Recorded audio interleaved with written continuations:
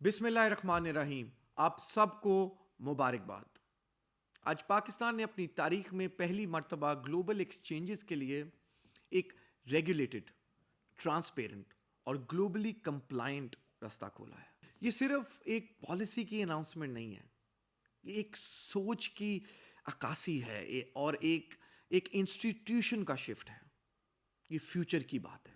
Binance اور hobby کو دیے گئے نو آبجیکشن سرٹیفکیٹ اسی ایک نئی سوچ کا پہلا پریکٹیکل قدم ہے.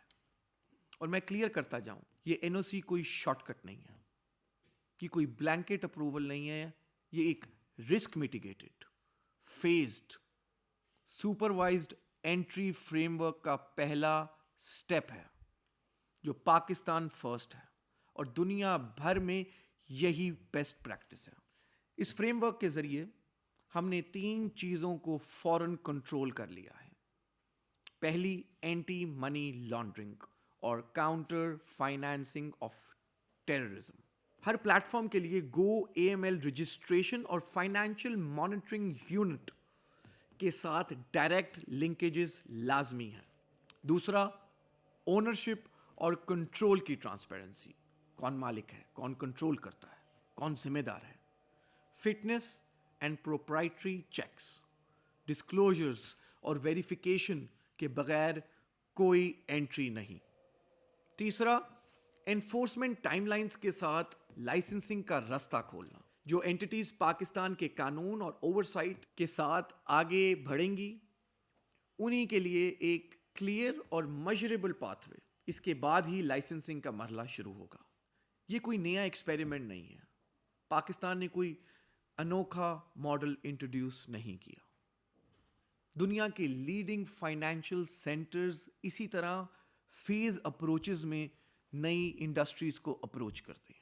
دبئی وارا پہلے لمیٹڈ اپروولز دیتا ہے اور اس کے بعد لائسنسنگ کی طرف جاتا ہے. یو کے میں، یونائٹڈ کنگڈم میں کرپٹو فرمز کو پہلے F C A financial conduct authority کے ساتھ اے ایم ایل رجسٹریشن لینی ہوتی ہے. سنگاپور میں monetary authority Singapore in principle approval دیتی ہے جہاں پہ آپریشنز ریسٹرکٹڈ ہوتے ہیں پہلے. ہانگ کانگ، جاپان، آسٹریلیا میں بھی پہلے سپرویژن بعد میں ایکسپینشن. اس کا مطلب بہت سمپل ہے کہ ہم نے پہلے اس انڈسٹری کو کنٹرول کرنا ہے اور بعد میں اسکیل کرنا ہے، جو پاکستان فرسٹ اپروچ ہے. آج پاکستان دنیا کے ٹاپ 3 کرپٹو اڈاپشن کنٹریز میں شمار ہے.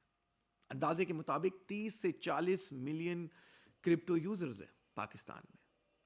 یہ بغیر کسی ریگولیٹری فریم ورک، بغیر کسی کلاس روم، بغیر کسی ایجوکیشن کے انہوں نے یہ انڈسٹری کو اڈاپٹ کر لیا ہے. اس میں ایک بہت اچھی چیز یہ ہے کہ ہمیں پتہ چلتا ہے ہماری یوتھ ورلڈ کلاس ہے، بٹ کیا ہمارے سسٹمز ورلڈ کلاس ہیں؟ کیا ہماری ریگولیشنز ورلڈ کلاس ہیں؟ جب عوام اتنی سسٹم کے اندر ہے تو کیا اسٹیٹ کا باہر رہنا سمجھداری ہے؟ انوویشن کو آپ اگنور نہیں کر سکتے، انوویشن کو آپ ختم نہیں کر سکتے. اگر آپ رائٹ پالیسیز نہیں لے کے آئیں گے تو صرف عوام کو غیر محفوظ کر دیں گے اور ملک کو کمزور کر دیں گے.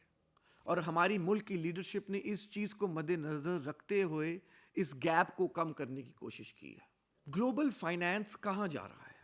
یہ ڈیسیجن ہمارا آئسولیٹڈ نہیں ہے. یورپی یونین نے میکا انٹروڈیوس کیا جو 27 ملکوں کو ایک یونیفائڈ کرپٹو لا دیتا ہے. میں نے آپ کے ساتھ دبئی کی ایگزامپل دی ہے. دبئی نے وارا بنا کے اپنے آپ کو ایک گلوبل ورچوئل ایسٹ ہب بنا دیا ہے. سنگاپور نے ریسٹرکشنز کے ساتھ innovation friendly frame work introduce کیا ہے. یو کے نے اے ایم ایل کمپلائنس کو گیٹ وے بنایا ہے. آج گلوبل بینکس ٹوکنائزیشن کی بات کر رہی ہیں.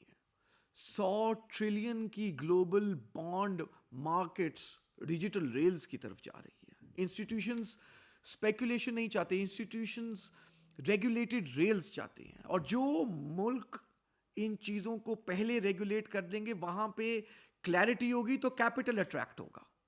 پاکستان کے پاس جو اپرچونٹی ہے وہ بہت کم ملکوں کے پاس ہے. ہم کرپٹو کو پروموٹ نہیں کرنا چاہ رہے، ہم کرپٹو کو ریگولیٹ کرنا چاہ رہی ہیں کیونکہ پہلے ہی یہاں پہ اڈاپشن ہے. آپ کا ہمارا ملک جو ہے وہ 5th موسٹ پاپولس کنٹری ہے، ٹیکس ہیوی یوتھ ہے. اور ایک بہت فاسٹ گروئنگ ڈیجیٹل اڈاپشن ہے. لیکن اس ٹیلنٹ کا فائدہ تبھی ہے جب اس ٹیلنٹ کے پاس ایک لیگل سٹرکچرڈ رستہ ہو, اس ٹیلنٹ کے پاس ایک فریم ورک ہو, ورنہ ٹیلنٹ یہاں سے چلا جائے گا. اور یہ اسٹیٹ کی ذمہ داری ہے کہ ہم ایک انیبلنگ انوائرمنٹ کریٹ کریں ان ایمرجنگ ٹیکنالوجیز کے لیے. یہاں پہ اسمارٹ ریگولیشن ہو کہ دنیا کا کیپٹل یہاں پہ فلو کرے. اور یہ فریم ورک خالی ٹریڈنگ کے لیے نہیں ہے. یہ فریم ورک میں ہم پاکستان کو 2035-2050 کی انڈسٹریز کے لیے تیار کرنا چاہ رہے ہیں. Blockchain analytics, cyber security, compliance technology, tokenize finance, digital payment infrastructure. ہم چاہتے ہیں کہ پاکستانی یوتھ صرف کنزیومرز نہ بن کے رہ جائے, وہ بلڈرز بنے, وہ گلوبل ایکسپرٹس بنے, وہ گلوبل انوویشن ٹیبل پہ ان کی کرسی ہو. کچھ لوگ کہتے ہیں کہ جی یہ کرنے سے رسک ہوگا.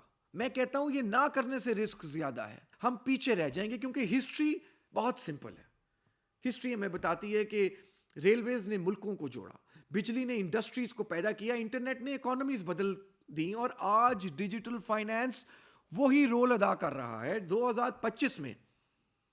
سوال یہ نہیں ہے کہ فیوچر کیا ہوگا, سوال یہ ہے کہ فیوچر کریٹ کون کرے گا, اس فیوچر میں کنزیومر کون ہوگا, اور پاکستان کو تیاری کرنی ہے. میں ایز اے ٹیکنالوجسٹ اور ہمبل پبلک سرونٹ, یہ میری ذمہ داری ہے کہ میں وہ چیزیں پاکستان کے لیے ریگولیٹ کروں اور وہ چیزیں لے کے آؤں جو آج سے 10 سال کے بعد ہوں گی, کہ پاکستان ریڈی ہو, ہم ریگولیٹڈ ہوں, ہم گلوبلی ٹرسٹڈ ہوں, اور وہ ٹیکنالوجی کے ذریعے ہم ساورنٹی کو مضبوط کریں, اپنے اکنامک مسل کو مضبوط کریں. یہ قدم اس ملک کی لیڈرشپ نے اسی ویژن کے ساتھ رکھا ہے. انٹرنیشنل کمیونٹی کے لیے پیغام سیدھا ہے, پاکستان انوویشن سے بھاگ نہیں رہا. پاکستان تو انوویشن کو ویلکم کر رہا ہے, پاکستان انوویشن کو ریگولیٹ کر رہا ہے. Pakistan is open for business, مگر صرف ڈیجیٹل ایسٹس میں ان کے لیے جو ہمارے رولز فالو کریں گے, پاکستان کی یوتھ کے لیے اپرچونٹیز کریٹ کریں گے, جو پاکستان فرسٹ اپروچ رکھیں گے. اور پاکستان کی یوتھ کے لیے میرا پیغام اور بھی سیدھا ہے, فیوچر کا انتظار مت کریں, فیوچر کی تیاری کریں, فیوچر کو کریٹ کریں. یہ این او سی جو ہم نے 2 ایکسچینجز کو دیا, یہ ہماری منزل نہیں ہے, یہ بنیاد ہے, یہ بنیاد ہے ان عمارتوں کی جو آپ نے رکھنی ہے.